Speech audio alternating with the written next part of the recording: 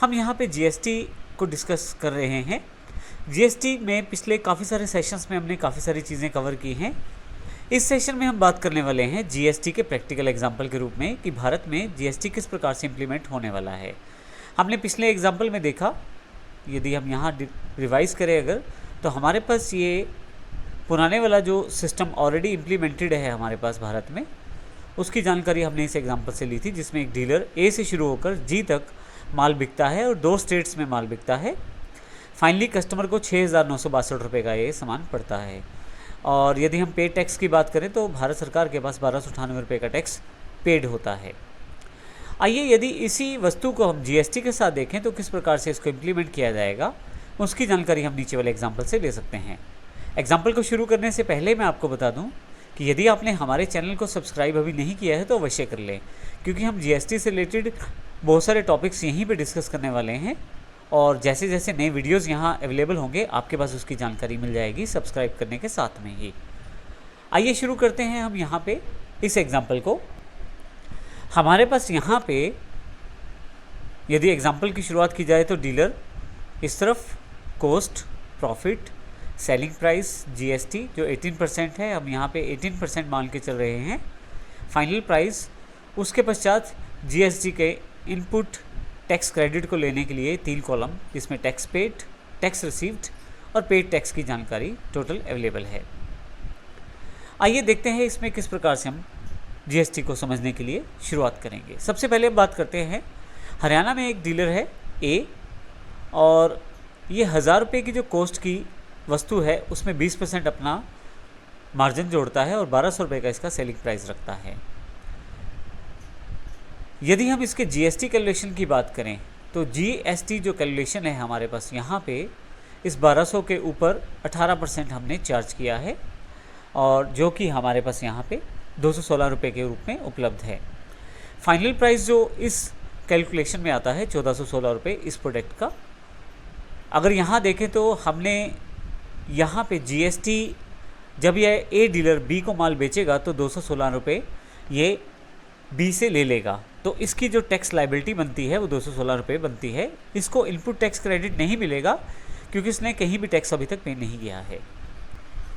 अब यहाँ से यदि आप ध्यान दें तो 1,416 रुपये फाइनल प्राइस है, लेकिन जब बी को माल मिला है तो उसकी कॉस्टिंग एग्जैक्टली 1,200 रुपये है। इसका कारण ये है कि ये जो 216 रुपये बी ने ए को पे किए हैं वो टैक्स के रूप में है और ये 216 रुपये का इनपुट टैक्स क्रेडिट इसको जब ये माल बिकेगा तब मिल जाएगा। इस कारण से जो बी की कॉस्टिंग है वो केवल 1,200 रुपये है। ये सबसे बड़ा डिफरेंस है हमारे एग्जिस्टिंग टैक्सेशन सिस्टम में और जीएसटी में। यदि हम ऊपर की तरफ ध्यान दें तो यहाँ पे जब कोई माल बिकता है, 1,000 रुपये की कॉस्टिंग का माल जब 1,200 रुपये की सेलिंग प्राइस पे आता है प्रॉफिट जोड़ के और 140 रुपये जब टैक्स लगता है, तो बी की जो कॉस्टिंग बैठती है वो 1,344 रुपये बैठती है, 1,200 नहीं बैठती। उसका कारण ये है कि हम यहाँ पे फाइनल प्राइस जो हमारा सेलिंग प्राइस रहता है फाइनली उसको एज अ कॉस्टिंग लेके चलते हैं। और यहाँ पे यदि आप ध्यान दें तो जब ये प्रॉफिट 269 रुपये जब जोड़ा जाएगा बी के द्वारा एग्जिस्टिंग टैक्सेशन सिस्टम में, तो 1,613 रुपये का सेलिंग प्राइस होगा, इसके ऊपर 5% टैक्स और 1,693 रुपये।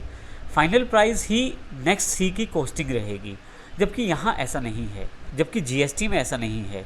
तो इस एग्जिस्टिंग जो हमारा टैक्सेशन सिस्टम है इसकी सबसे बड़ी कमी यही है कि हम यहाँ पे टैक्स के ऊपर टैक्स पे करते हैं। अर्थात यदि आप ध्यान दें तो 1344 में 144 रुपये शामिल हैं और जब ये 81 रुपये टैक्स लगा है तो ये 144 के ऊपर भी लगा है और 1,200 रुपये के ऊपर भी लगा है, क्योंकि सेलिंग प्राइस तो 1,200 था, 144 रुपये एक्साइज ड्यूटी लगी थी, तो 1,344 के ऊपर ये टैक्स 5% लगा है। तो हमने जो 12% एक्साइज का टैक्स दिया था उस पर भी 5% ऊपर से वैट चार्ज कर लिया। इसी तरह से जब ये माल हरियाणा में सी डीलर के पास जाता है 1,693 रुपये, जिसमें वैट और एक्साइज दोनों शामिल रहते हैं, जब उस पर टैक्स कैलकुलेट करते हैं तो 102 रुपये जो टैक्स कैलकुलेट होता है वो 1,693 रुपये पे होता है, जिसमें वैट और एक्साइज दोनों शामिल है। जबकि आप जीएसटी को देखें तो बिल्कुल ऐसा नहीं है। जीएसटी में आपके पास सेलिंग प्राइस जो 1,200 रुपये था उसके ऊपर जो टैक्स कैलकुलेट किया गया था 216 रुपये, उसको एज अ कॉस्टिंग नहीं माना जाता। बी की जो कॉस्टिंग है एग्जैक्टली उस टैक्स को हटा के है, अर्थात 1,200 रुपये है।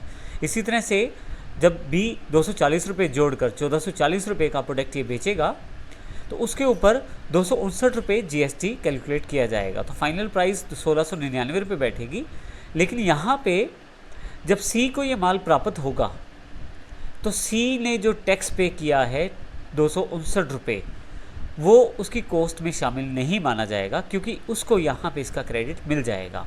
सी को ये क्रेडिट कब मिलेगा? जब सी ये माल बेचेगा और GST 18% 311 रुपये रिकवर करेगा, उसमें से अपना दिया गया टैक्स 259 रुपये लेस करेगा और बाकी जो 52 रुपीज़ टैक्स बचा है वो उसको पे करना होगा। तो इस प्रकार से हमारे पास एग्जिस्टिंग टैक्सेशन सिस्टम में और GST में सबसे बड़ा अंतर यही है कि इसमें जो कॉस्ट रहती है वो टैक्स को घटा के रहती है।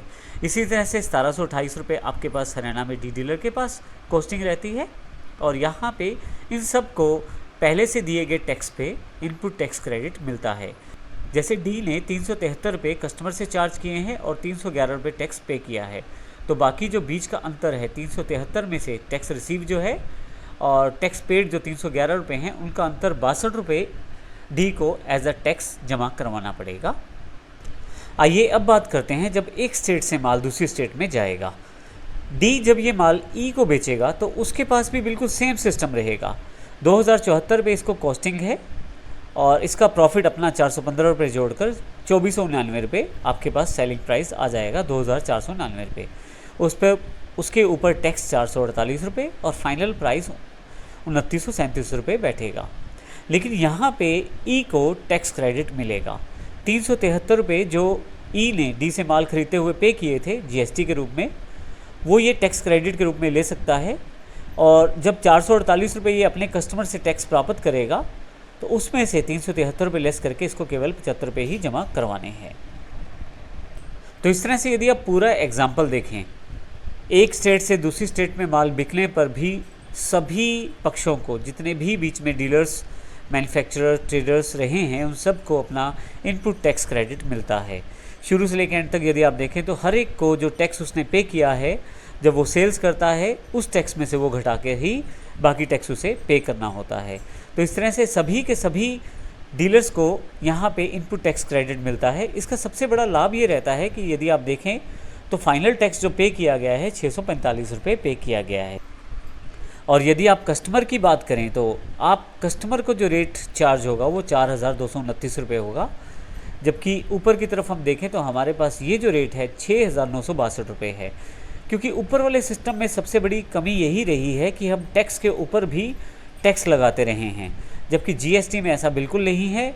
और सबसे अच्छी बात है कि एक ही दर पर ये पूरा का पूरा टैक्स इम्प्लीमेंटेड रहता है। हमने ये जो एग्जांपल तैयार किया है ये GST के रूप में है, हालांकि आप इसको according to requirement IGST, CGST और SGST के रूप में डिवाइड करके अपना इनपुट टैक्स क्रेडिट प्राप्त कर सकते हैं। तो इस प्रकार हमने देखा इस वीडियो में कि किस प्रकार GST का सबसे बड़ा बेनिफिट टैक्सेशन सिस्टम में क्या होने वाला है और एक किस प्रकार से पिछले टैक्स सिस्टम से बिल्कुल डिफरेंट है और कस्टमर के लिए भी बेनिफिशियल है और डीलर के लिए भी ये बेनिफिशियल है।